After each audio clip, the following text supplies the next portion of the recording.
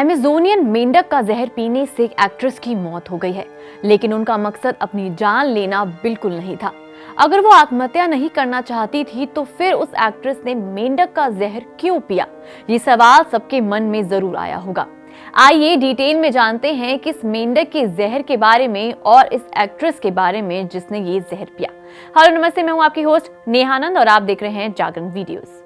Mexico अभिनेत्री Marcela Alcazar Rodriguez की मृत्यु ने दुनिया का ध्यान एक खतरनाक पारंपरिक प्रथाओं की ओर खींचा है, जिन्हें आध्यात्मिक और शारीरिक शुद्धिकरण के नाम पर आजमाया जाता है। मार्सेला, जो 33 वर्ष की थी, उन्होंने एक आध्यात्मिक रिट्रीट में क्लिंजिंग रिचुअल के दौरान जहरीले मेंढक के जहर को पी लिया। इस पूरे प्रोसेस के कारण उन्हें गंभीर दस्त और उल्टियां हुई, लेकिन रिट्रीट में मौजूद लोगों ने इसे उपचार प्रक्रिया का हिस्सा मानकर शुरुआत में कोई मदद नहीं की। अब आप ये सोच रहे होंगे कि ये कैसा रिचुअल है, इसका नाम क्या है, ये कहाँ होता है? चलिए आपको इसके बारे में भी बताते हैं। मार्सेला जिस प्रक्रिया में शामिल हुई उसे काम्बो रिचुअल कहा जाता है। ये एक पारंपरिक अनुष्ठान है जो मुख्य रूप से दक्षिण अमेरिका के कुछ हिस्सों में फेमस है। इस अनुष्ठान में भाग लेने वालों को पहले बड़ी मात्रा में पानी पीने के लिए कहा जाता है, जिसके बाद उनकी त्वचा पर छोटे छोटे जलन के घाव बनाए जाते हैं। इन घावों पर मेंढक का म्यूकस, जिसमें जहर होता है, वो लगाया जाता है। इसका उद्देश्य शरीर से टॉक्सिक पदार्थों को बाहर निकालना और व्यक्ति को शारीरिक व आध्यात्मिक रूप से शुद्ध करना बताया जाता है। काम्बो रिचुअल में इस्तेमाल होने वाले मेंढक के विष को शरीर में प्रवेश कराने से ब्लड प्रेशर तेजी से बढ़ता है, जिससे उल्टियां और दस्त होते हैं। मेडिकल एक्सपर्ट्स का कहना है कि इस तरह के जहर शरीर को गंभीर नुकसान पहुंचा सकते हैं।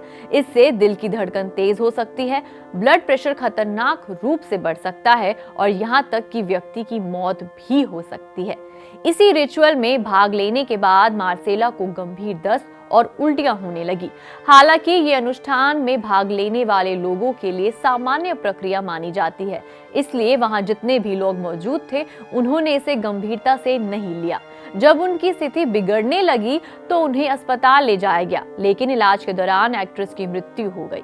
मीडिया रिपोर्ट्स के अनुसार रिचुअल करने वाले शख्स, जिसका नाम था शामन, ने मार्सेला को रिट्रीट छोड़ने से मना किया था और जब उनकी हालत गंभीर हो गई तो वो मौके से फरार हो गया। बता दें कि इस घटना की जांच की जा रही है और ये भी बताया गया है कि कई देशों में काम्बो रिचुअल पर इसके खतरनाक साइड इफेक्ट्स के कारण बैन लगाया गया है। मार्सेला की मौत ने ये सवाल खड़ा कर दिया है कि परंपराओं को तर्क और वैज्ञानिक दृष्टिकोण के बिना अपनाना कितना खतरनाक हो सकता है। ये घटना दिखाती है कि आध्यात्मिकता और शारीरिक शुद्धि के नाम पर लोग कैसे जोखिम भरे तरीकों से अपनाते हैं और तैयार हो जाते हैं अपनी जान देने के लिए। चलिए आपको बताते हैं कि आखिर ये मार्सेला है कौन। मार्सेला अल्काजार रोड्रिगेज मेक्सिको की एक प्रतिभाशाली अभिनेत्री थी जो छोटी फिल्मों में काम करती थी। वो एक आध्यात्मिक रिट्रीट के दौरान हीलर ट्रेनिंग डिप्लोमा प्रोग्राम का हिस्सा बनने गई थी। इस कार्यक्रम के तहत उन्होंने काम्बो ड्रिंक का सेवन किया, जिसमें दक्षिण अमेरिकी मेंढक का जहर होता है। इस जहर का पारंपरिक उपयोग शरीर को शुद्ध करने के लिए किया जाता है, लेकिन ये कई देशों में बैन है, प्रतिबंधित है। मार्सेला की मौत के बाद उनके दोस्तों और सहकर्मियों ने सोशल मीडिया पर उनके लिए श्रद्धांजलि व्यक्त की है। मेपाचे फिल्म, जो एक मैक्सिकन प्रोडक्शन कंपनी है, उन्होंने लिखा, हमारी प्यारी साथी और दोस्त मार्सेला अल्काजार रोड्रिगेज के निधन पर हमें गहरा दुख है। उनकी खुशी और समर्पण ने हमें सभी के दिलों में एक गहरी छाप छोड़ी है। बता दें कि सोशल मीडिया पर मार्सेला को लेकर काफी कंफ्यूजन भी पैदा हो गई, क्योंकि लोगों ने किसी और मार्सेला को टैग कर उन्हें श्रद्धांजलि व्यक्त कर दी, जिसकी वजह से दूसरी मार्सेला को लाइव आकर ये कंफ्यूजन क्लियर करनी पड़ी कि जिसकी मृत्यु हुई है वो कोई और मार्सेला है। वैसे ये घटना ये भी दिखाती है कि आध्यात्मिक और पारंपरिक प्रथाओं का पालन करते समय तर्क और सुरक्षा का ध्यान रखना कितना जरूरी है। लोग अंधविश्वास कर अपनी जान जोखिम में डाल देते हैं।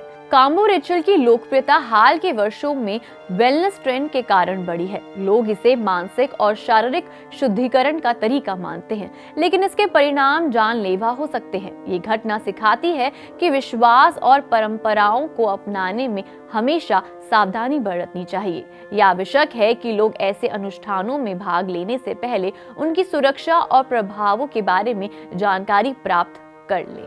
अगर आपको ये वीडियो पसंद आई हो तो हमारे चैनल को सब्सक्राइब ज़रूर करें और वीडियो को लाइक शेयर ज़रूर करें और अपनी राय कमेंट सेक्शन में ज़रूर दें।